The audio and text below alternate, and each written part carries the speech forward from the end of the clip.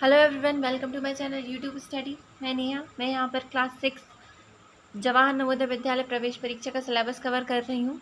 यहाँ पे आज हम कवर करने वाले हैं सेकंड चैप्टर। फर्स्ट चैप्टर का जो लिंक है वो मैं पिन कमेंट में और डिस्क्रिप्शन में दे दूँगी, तो आप वहाँ से जाके देख सकते हैं।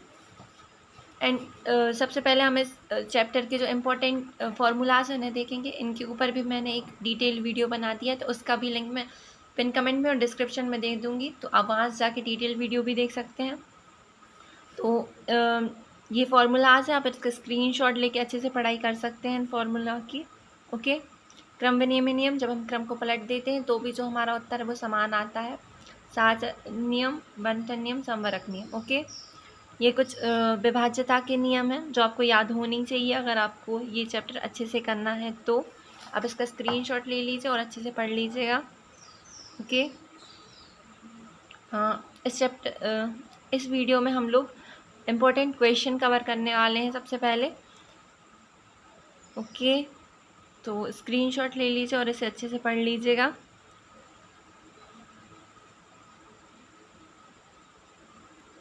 तो चलिए हम इसके क्वेश्चंस कवर करते हैं। ओके,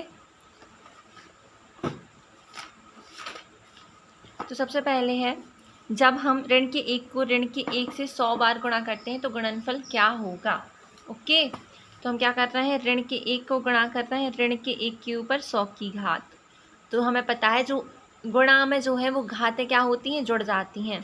तो ऋण के ऊपर 101 की घात हो जाएगी। हमें एक बात ध्यान रखना है, जब ऋण के 1 के ऊपर जब सम घात होती है तो जो उत्तर है वो धन का 1 आता है, और ऋण के 1 के ऊपर जब विषम घात होती है तो जो उत्तर है वो ऋण का 1 आता है। तो यहाँ पर ऋण के 1 के ऊपर विषम घात है तो उत्तर क्या आएगा, ऋण का 1 आएगा। ओके, तो हमारा उत्तर आ जाएगा ऋण का 1। सेकेंड क्वेश्चन, इसको 13 से भाग देने पर भागफल क्या आएगा। ओके, तो हम इसे क्या करेंगे, इसे 13 से भाग दे देंगे। ओके, अगर आपको भाग नहीं आता है तो कमेंट कर दीजिएगा, मैं उस पर एक वीडियो बना दूंगी। तो चलिए इसे भाग दे देते हैं। तो ये हमने इसका भाग कर लिया, हमारे पास ये आंसर आ गया। ओके, तो चलिए थर्ड क्वेश्चन देख लेते हैं। 5 अंकों की छोटी से छोटी संख्या जो 75 से पूर्णतः विभाजित है।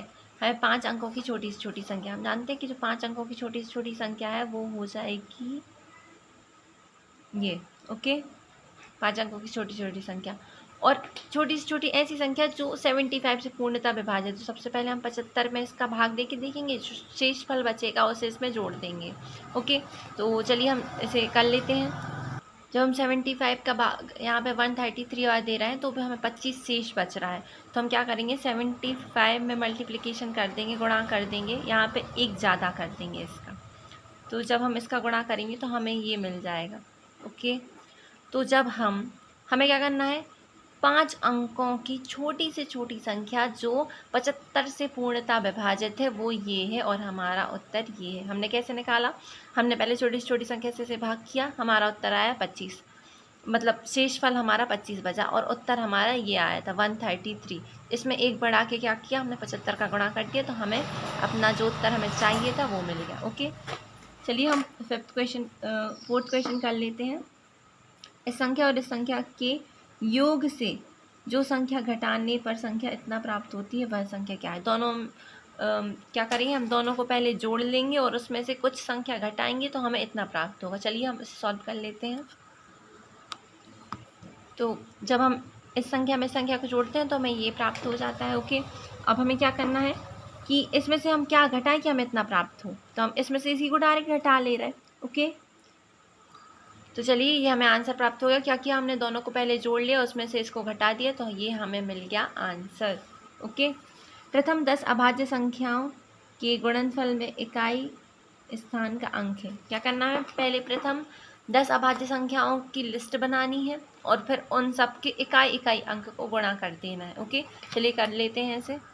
ये तो हो गई प्रथम 10 अभाज्य संख्या। हमें क्या करना है, इनके इकाई अंक को गुणा करना है, इनके आगे के अंक को गुणा नहीं करना। 9 का गुणा 3 में, फिर उसका गुणा 9 में, फिर 7 में, 3 में, 1 में। ओके, सिर्फ इकाई इकाई अंक का गुणा करना है। ओके, समझ में आ रहा है ना, हमें ऐसे गुणा करना है ऐसे।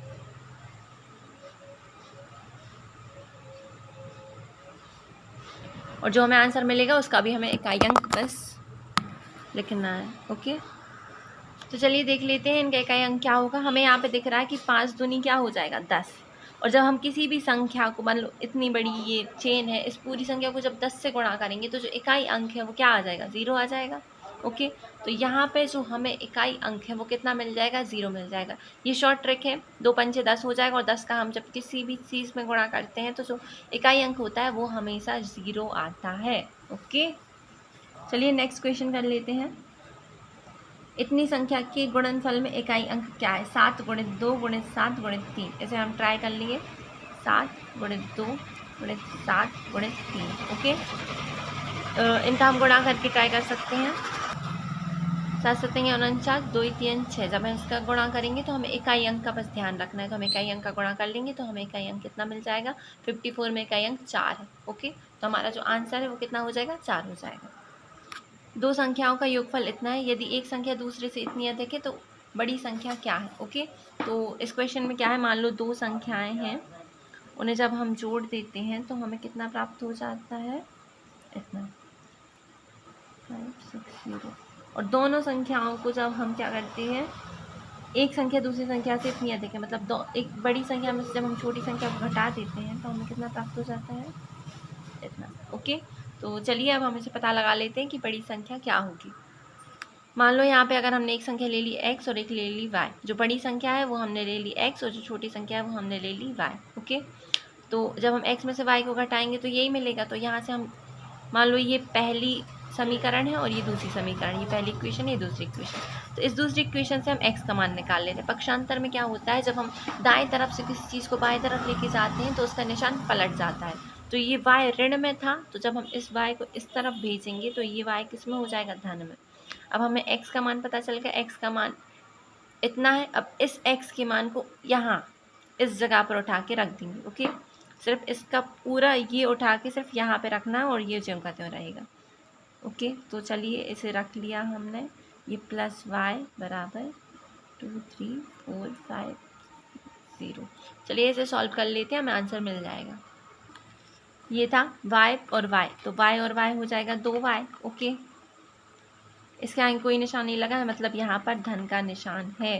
और जब धन के निशान को हम इस तरह पक्षांतर करेंगे तो ये किस में चला जाएगा, ये चला जाएगा ऋण में। ओके, धन के निशान का उल्टा क्या हो जाएगा, ऋण। और ये 2y के साथ कोई निशान नहीं है यहाँ, जब कोई निशान नहीं होता है तो ये होता है गुणा का निशान। अब हम इसमें से इसको घटा लेते हैं। ओके, जब हम घटाएंगे तो हमें ये प्राप्त हो जाएगा, यहाँ पे जो y है वो अकेला रह जाएगा और ये 2 गुणा में था तो यहाँ पे भाग में आ जाएगा। अब हम इसको सॉल्व कर लेंगे तो हमें आंसर मिल जाएगा, 2 एकम 2 2 एकम 2 2 एकम 2 2 दूनी 4 2 दूनी 4 5 + 4 गया तो 1 बचा, ये हो गया 15, 2 सत्ती 14 बचा 1 और 2 पंचे 10। तो ये हो गया हमारा आंसर। ओके, ठीक है। कैसे किया हमने, एक संख्या x ले ली थी, y ले ली थी, और यहाँ से हमने दूसरे समीकरण में से ये y यहाँ ऋण में था, इधर पे धन में चला गया, ये पूरी चीज़ उठा के इसमें रख दी और ये रख दी, जो कहते हो y यहाँ है, ये यहाँ। इसको हमने सॉल्व किया, y 2y बन गया, ये जो कहते है, ये जो कहते हैं। ये धन की संख्या थी, इस तरफ जाएगी तो ऋण की हो जाएगी। ये 2 y के साथ गुणा में है तो यहाँ पे आएगा तो भाग में आ जाएगा। ये हमने भाग कर दिया है, काट दिया है इसे, तो ये हमारा आ गया फाइनली आंसर। ओके, यहाँ पे नेक्स्ट क्वेश्चन है, इस संख्या को किस संख्या से भाग दिया जाए कि हमें इतना प्राप्त हो जाए। तो हमें पता है, जैसे कि ये मान लो कोई संख्या है, ओके, इसे किस से भाग दिया जाए ये चीज़ हमें पता नहीं है, किससे भाग देना है, और ये हमें पता है किससे भाग देना है और आंसर हमें ये मिलना चाहिए। ओके, तो जब हम इससे इसको भाग देंगे तो आंसर ये मिल जाता है। तो चलिए हम इससे इसको भाग दे देते हैं। ओके, तो क्या करते हैं, हम इसे सिंपली इसके नीचे रख लेते हैं, जैसे कि हम रखते हैं। और अगर आपने मेरा दशमलव का वीडियो देखा है तो आपको आता होगा कि भाग कैसे। अगर आपने नहीं देखा है तो मैं पिन कमेंट में और डिस्क्रिप्शन में उसकी लिंक दे दूँगी कि वहाँ पे मैंने सिखाया है कि दशमलव में हम भाग कैसे करते हैं। ओके, तो आप जाके वो वीडियो देख लीजिएगा। बाकी मैं इसमें भी बता देती हूँ। दशमलव का 1, दशमलव के पीछे 3 संख्याएँ थी, यहाँ हम 3 0 ले लेंगे। ओके, यहाँ पे भी सेम, दशमलव का 1 और दशमलव के पीछे 2 संख्याएँ थी तो 2 0 ले लेंगे। अब हम इसे सॉल्व करेंगे, 1 0 से 1 0 कैंसिल, 1 0 से 1 0 कैंसिल, इस पूरी संख्या से ये पूरी संख्या कैंसिल। आंसर कितना बचा, 10। तो जो हमारा आंसर है कितना हो जाएगा, 10। ओके, 10 को हम लिख सकते हैं 10.0। 10.0 का कोई महत्व नहीं होता, तो ये 10 ही है। ओके, तो ये हो गया हमारा आंसर। चलिए नेक्स्ट क्वेश्चन कर लेते हैं। अमित अपने जन्मदिन पर कक्षा में सभी बच्चों को एक पार्टी देता है। इसके लिए उसने बिस्कुट के 4 डिब्बे खरीदे। प्रत्येक डिब्बे में 8 बिस्कुट हैं। उसकी कक्षा में 28 छात्र हों तो प्रत्येक छात्र को एक बिस्कुट देने के बाद निम्न में से कौन सा व्यंजक बचे हुए बिस्कुट को दर्शाता है। ओके, हमें बचे हुए बिस्कुट को बताना है। 4 डिब्बे उसने खरीदे, प्रत्येक डिब्बे में 8 बिस्किट है, मतलब कुल टोटल बिस्किट कितने हो गए, 4 गुणित 8। ओके, उसमें से उसने 28 बिस्किट दे दिए, मतलब 28 बिस्किट क्या हो गए, कम हो गए। 4 गुणित 8 में 28 बिस्किट कम हो गए। ओके, फोर्थ वाला आ जाएगा। संख्या, इसमें निम्न में से बड़ी संख्या कौन सी विभाज्य है, किस बड़ी से बड़ी संख्या से ये विभाज्य है। ओके, जब हम इसे 19 से भाग देंगे तो ये पूरा पूरा भाग चला जाएगा। ओके, अगर आपको भाग देना आता है तो आप 19 से भाग से दे सकते हैं। चलिए इसे कर लेते हैं सॉल्व। ओके, तो ये हमारा सॉल्व हो गया और ये 19 से, ये हमारा सॉल्व हो गया और ये पूरा 19 से भाग चला गया। ओके, तो चलिए नेक्स्ट क्वेश्चन कर लेते हैं। एक कार में 14 पंक्तियां हैं, प्रत्येक पंक्ति में 420 कार के खड़े होने का स्थान है। पार्क में कितनी कारें खड़ी हो सकती हैं। हम 14 का गुणा 420 में कर देंगे तो हमें डायरेक्टली आंसर मिल जाएगा। आंसर ये है। ओके, अब इसका गुणा आप करोगे। ओके, तो कर लेना इसका गुणा पेन कॉपी लेके। एक स्कूल में 26 कमरे हैं, प्रत्येक कमरे में 4 पौधे लगाए हैं, एक पौधे में 2 कप पानी जाता है, तो कुल कितना। ये सारे गुणा के क्वेश्चन हैं। 26 कमरे हैं, 4 पौधे लगाए हैं और एक में 2 पानी जाता है। ओके, तो ये भी गुणा का क्वेश्चन है, ये भी आप लोग कर सकते हो। और इसमें भी क्या, ऊपर वाले में क्या करना था, 420 में 14 का गुणा करना था। ओके, स्टार किस मान के लिए संख्या इसमें 13 से पूर्णतः विभाजित है। हमें पता है 13 से विभाजित इसे करना है, तो हम इसको डायरेक्टली 13 से भाग दे के देख लेंगे। ओके, 13 से विभाजित करनी, क्या करेंगे हम, डायरेक्टली इसे 13 से भाग दे के देख लेंगे और इसकी तरह कुछ संख्याएं रख के देख लेंगे, जैसे कि जो हमें ज़रूरत पड़ेगी। चलिए इसे सॉल्व कर लेते हैं। इस बॉक्स में हमें एक एक चीज़ रख के देखनी पड़ेगी, किस में पूरा तरह भाग जाएगा, किस में नहीं जाएगा। हम यहाँ पे ट्राई कर सकते हैं 1 2 3 4 5। ओके, तो जब मैंने ये ट्राई किया तो मुझे यहाँ 5 सुटेबल लगा, तो मैंने डायरेक्टली इसमें 5 रख दिया। ओके, चलिए आगे बढ़ते हैं। यहाँ पे हमें बोला 3 संख्याओं का गुणनफल इतना है, 2 संख्याओं का गुणनफल इतना है, तो तीसरी संख्या क्या है। मान लो 3 संख्याएँ थीं। ओके, इनका गुणनफल यहाँ पे दिया है, 3 संख्याओं का गुणनफल और 2 संख्याओं का गुणनफल भी दिया है। वो कितना है, 2 8 2। मान लो इन दोनों का हमने डायरेक्टली लिख लिया तो हो जाएगा ये। ठीक है, इसे किसी संख्या से गुणा करते हैं तो हमें इतना प्राप्त हो जाता है। ओके, तो तीसरी संख्या क्या है, तो हमें ये बताना है। तो इसकी जगह मान लो हम x ले रहे हैं। ठीक है, और इसको यहाँ लिख लेंगे, ये हो गया। तो अब हम क्या करेंगे, इसमें ट्रांसपोजिंग कर देंगे, पक्षांतर कर देंगे। ये x काय में, गुणा में, मतलब ये गुणा में है तो यहाँ काय में आ जाएगा, भाग में। तो जब हम इससे 228 को इसमें भाग दे देंगे तो हमें आंसर मिल जाएगा। अगर आपको काटना आता है तो आप काट सकते हैं। 2 एकम 2, 2 एकम 2, 2 चौके 8, 2 3 6, यहाँ 1 बचा, 2 नाम 18, 2 नाम 18, फिर ये कट गया। और जब हम इसमें इसका भाग देंगे तो हमें आंसर कितना प्राप्त हो जाएगा, 35। हमने क्या किया है, 228 का भाग दे दिया है इसमें। ओके, तो हमें आंसर मिल जाएगा। 3 संख्याओं का गुणनफल इतना था, 2 संख्याओं का गुणनफल इतना था, तो हम मान लो इन दोनों संख्याओं की जगह हमने ये ले लिया, इसकी जगह नहीं था पता तो हमने x ले लिया, बराबर में इसको रख दिया। जो 228 था वो गुणा में था, इधर भाग में चला जाएगा, हमने डायरेक्टली भाग कर दिया तो x का मान हमें पता चल गया। ओके, 15 बहुत ज़्यादा ईजी है, इन सबको जोड़ना है। तो जोड़ने पे हमें क्या योगफल प्राप्त होगा, ये क्वेश्चन आप कर लेना। ओके, किस संख्या को 17 से भाग देने पर भागफल इतना और शेषफल इतना बनता है। ओके, तो किस संख्या को 17 से भाग देने पर भागफल 23 और शेषफल 7 बचता है। हमें पता है कि अगर हमें बीच की संख्या पता करनी है तो हम आजू बाजू वालों का गुणा करते हैं और शेषफल को जोड़ देते हैं। हमें पता है भाजक बराबर भाज्य गुणित भागफल धन शेषफल होता है। ओके, तो हम क्या करेंगे इसको सॉल्व करने के लिए, डायरेक्टली। तो चलिए आप इसे सॉल्व कर लीजिए तो आपका आंसर मिल जाएगा। ओके, तो ये हो गया हमारा आंसर। अब जो हमारा क्वेश्चन नंबर 17 है वो बोल रहा है इसमें और इसमें हम ऐसा क्या जोड़ें कि आंसर ये हो जाए। तो हम क्या करेंगे, इन दोनों को जोड़ देंगे, ये संख्या धन की है, इस तरफ ऋण में भेज देंगे तो आंसर मिल जाएगा। चलिए सॉल्व कर लेते हैं। ओके, हमने इन दोनों को जोड़ लिया, ये संख्या धन की थी, इस तरफ पक्षांतर में ऋण की चली गई, इसमें से इसको घटा लिए तो ये हमें मिल गया आंसर। ओके, ये इसमें हमें मल्टीप्लिकेशन करना है, आखिरी में 2 का इसमें गुणा कर देंगे और आखिरी में 2 0 लगा देंगे। 2 8 16 की 6, 5 के 1, 2 0 0 और 1 का 1 ही 1, 2 चौक के 8, 2 दूनी 4। तो ये हमारा थर्ड आंसर हो जाएगा। ओके, इसको जब हम इससे भाग देते हैं तो देने पर उत्तर लगभग क्या प्राप्त होगा। तो चलिए इसे हम सॉल्व कर लेते हैं। जब हम इसे इससे भाग देंगे तो कितना प्राप्त, 2 0 दशमलव का 1, 3 संख्या के 3 शून्य। ओके, ये 2 0 से 2 0 कैंसिल। अब अंश, ये हो जाएगा हमारा अंश और ये हो जाएगा हमारा हर।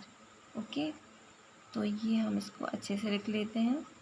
इसके बटे में कुछ नहीं बचा, 1 बचा है, नीचे 15 था और जो हर के अलावा जो कुछ होता है वो ऊपर चला जाता है, तो ये 10 ऊपर चला जाएगा। अब हम इसे डायरेक्टली सॉल्व कर लेंगे। 5 दूनी 10, 5 3 15। ओके, 3 एकम 3, 3 तिरका 9, 3 एकम 3, ये नहीं जाएगा भाग, यहाँ पे 3 का भाग नहीं जाएगा, हमने इसे डायरेक्टली लिख लिया। हम क्या करेंगे, इसमें 2 का गुणा कर देंगे और बाद में 3 का भाग दे देंगे तो कुछ दशमलव में उत्तर आ जाएगा। ओके, कंफ्यूज होने की बात नहीं है, हमने जो डायरेक्टली लिखा था एक बार और लिख दे रही। इसके बटे 1 बचा था और इसके ऊपर हमने 10 भेज दिया था। 5 दूनी 10, 5 3 15, इसमें 2 का गुणा कर देंगे, उसमें 3 का भाग कर देंगे। ओके, समझ में आया। 2 0 0, 2 चौके 8, 2 3 6, 2 9 18, इसमें 3 का भाग दे देंगे तो लगभग हमें उत्तर पता चल जाएगा। जब हम इसको भाग देंगे तो हमें ये उत्तर मिल जाएगा जो कि लगभग है 6000 की। ओके, बिल्कुल अभी हमने पढ़ा कि भाजक बराबर भाज्य गुणित भागफल धन शेषफल। ओके, तो ये वाला सूत्र जो है वो इस क्वेश्चन में लग जाएगा, सेम ये वाला सूत्र, और हमें आंसर मिल जाएगा। ओके, भाजक भागफल शेषफल तीनों को अपनी जगह रखना है और भाज्य का पता लगाना है। तो चलिए हम इसे सॉल्व भी कर लेते हैं। जैसे कि भाजक जो है मतलब कि 51 बराबर क्या बोल रहे हैं, भागफल ये नहीं पता है, भागफल पता है 16 और प्लस हमें शेषफल पता है 27। ओके, तो ये 27 काय में है, धन में है, तो यहाँ काय में चला जाएगा, ऋण में चला जाएगा, और ये 16 काय में गुणा में, तो यहाँ पे काय में आ जाएगा, भाग में आ जाएगा। तो हमें इसका आंसर मिल जाएगा 51 में से 27 को घटाएंगे, जो भी उत्तर आएगा उसमें 16 का भाग दे देंगे। आई एम सो सॉरी, मैं एक इंग्लिश मीडियम की स्टूडेंट हूँ तो मैंने ये थोड़ा सा गलत लिख दिया है। यहाँ पे ये हो जाएगा भाज्य बराबर भाजक गुणित भागफल धन शेषफल। ये हमने जो पहले क्वेश्चन किया था रखा तो सब ज्यों का त्यों ही था, बस ये फॉर्मूला गलत लिख दिया था। ओके, और इस क्वेश्चन में हमारी थोड़ी सी मिस्टेक हो गई है तो मैं इसे भी सही कर देती हूँ। इसमें क्या है, भाजक हमें नहीं पता है। ओके, और जो मतलब भाज्य हमें नहीं पता है, भाजक हमें पता है 51 है, भागफल 16 है और जो शेषफल है वो 27 है। ओके, तो हमें ये सॉल्व करना पड़ेगा आंसर के लिए। तो ये हो गया हमारा आंसर। ओके, आई होप आपको समझ में आया होगा एंड आई एम सॉरी, थोड़ी सी मिस्टेक हो गई थी क्योंकि मैं एक इंग्लिश मीडियम स्टूडेंट हूँ तो मैं इंग्लिश में करती हूँ मैथ, और हिंदी की थोड़ी थोड़ी कभी कभी कन्फ्यूज़न हो जाती है। सो आई होप आपको वीडियो पसंद आया होगा। वीडियो ज़्यादा बड़ा ना हो इसलिए इसके आगे के जो क्वेश्चन है वो हम सेकंड पार्ट में कवर करेंगे। सेकंड पार्ट की लिंक कमेंट बॉक्स में मिल जाएगी आपको, पिन कमेंट में, और डिस्क्रिप्शन में मिल जाएगी। Okay, thank you so much for watching my video, और ये वीडियो उन बच्चों के साथ ज़रूर शेयर कर दीजिएगा जैसे इस वीडियो की ज़रूरत है। ओके, जैसे कोचिंग इंस्टीट्यूशन अवेलेबल नहीं हो पा रहे हैं या फिर जो महंगी फ़ीस दे के पढ़ नहीं सकता है। Thank you so much for watching my video. Thank you.